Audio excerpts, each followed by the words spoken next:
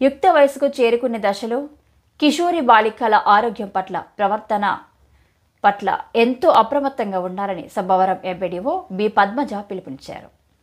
Sabbavaram ICDS project పరిధిలో సబ్బవరం పరవాడ మండలాలకు నిర్వహించిన కిషోరి వికాసము అనే ఒకరోజు శిక్షణ కార్యక్రమాన్ని ఆమె ప్రారంభించారు. ఈ సందర్భంగా ఆమె మాట్లాడుతూ 9 నుంచి 16 ఏళ్లలోపు వయసు గల బాలికలకు రక్తహీనత వల్ల కలిగే రుగ్మతల పట్ల అంగన్వాడీ టీచర్లు, తల్లిదండ్రులు ఎంతో శ్రద్ధ తీసుకోవాలన్నారు.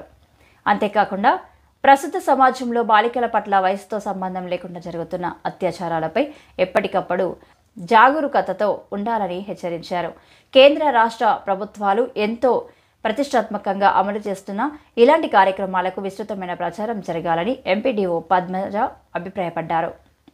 ఇంతకుముందు సభకు ఇక్కడి ఐసీడీఎస్ ప్రాజెక్ట్ ఆఫీసర్ లలిత కుమారి అధ్యక్షత వహించగా సబ్బవరం ప్రాథమిక ఆరోగ్య కేంద్రం హెల్త్ సూపర్వైజర్ స్వర్ణలత మాట్లాడుతూ ఆడపిల్లల్లో బాల్యం, కౌమారం, యవ్వనం, వృద్ధాప్యంలో వచ్చే ఆరోగ్య సమస్యలు, వాటి పరిష్కారాలపై సవివరంగా తెలిపారు. అలాగే ఆరోగ్యవంతంగా జీవించాలంటే పోషకాహార విలువలు కలిగిన పదార్థాలు తినాలని, జంక్ ఫుడ్కు దూరంగా ఉండాలని ఆమె పిలుపునిచ్చారు.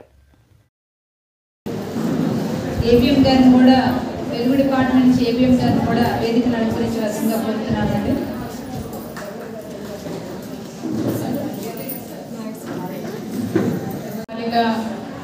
సంరక్షణ పథకానికి సంబంధించిన అవగాహన కార్యక్రమాలు ఇవన్నీ కూడా నవంబర్లోనే స్టార్ట్ అయ్యాయి. అయితే మళ్ళీ భారత ప్రభుత్వం మన జిల్లాలో కొంత సెక్స్ రేషియో కూడా మండలంలో సెక్స్ రేషియో కూడా చాలా తక్కువ ఉందండి. ఫిమేల్ సెక్స్ రేషియో తక్కువ ఉందండి. ఉండడం వల్ల ఏంటంటే పిల్లల్లో అనారోగ్య కారణాలకి వాళ్ళు బలవుతుంటారు. అనేకమైనటువంటి డిసీజెస్ కూడా రావడానికి అవకాశాలు ఎక్కువ ఉంటాయి. ఇప్పుడు చిన్నప్పటి నుంచి సాధారణంగా స్కూల్ గోయింగ్కి వెళ్ళే పిల్లలందరూ కూడా ఏంటంటే వాళ్ళు తినే ఆహారం కూడా సరైనటువంటి క్వాలిటీ ఫుడ్ తినడం లేదు, క్వాంటిటీ ఫుడ్ కూడా తినడం లేదు. అంటే క్వాలిటీ ఫుడ్ తినడం లేదు అంటే మన ఆరోగ్యం బాగుండాలి అనే అవగాహన నుండి పిల్లలకు అలాంటి ఆహారం కూడా పేరెంట్స్ పెట్టట్లేదు. ఇప్పుడు అన్నీ ఏంటి, పిల్లలు ఏది కోరుతారు పెడుతున్నారు.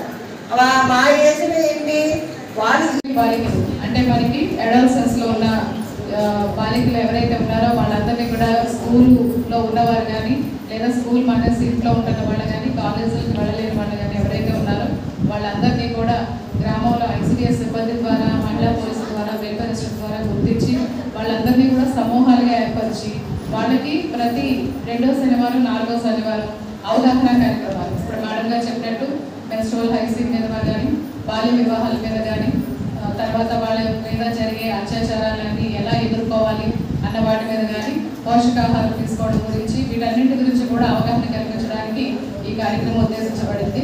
ఆడపిల్లల్ని మనం జాగ్రత్తగా చూసుకుంటేనే రేపు పొద్దున్న సమాజం యొక్క మనుగడ అనేది కూడా ఆధారపడి ఉంటుంది.